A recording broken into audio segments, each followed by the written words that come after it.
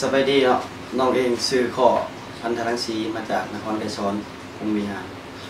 จะมาออดิชั่นในเวทีห้องได้ให้รางวัลในซีซั่น2เนาะจะมาห้องเพลงขายไก่ใส่บัตรเชิญเมื่อวันกินดองเงินอายใส่ซองยังได้ขายไก่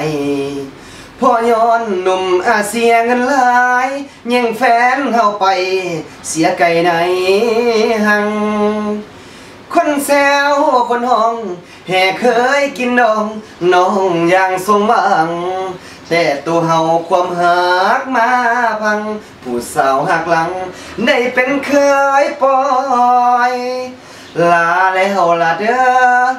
ลาแล้วเด้อผู้สาวเมียเพิ่นให้ขอดมสองแก้มเปิ้นวันไอ้ขอทางเดินจากควันชีวีหากมีศาสนาบุญสองนำพาพ่อ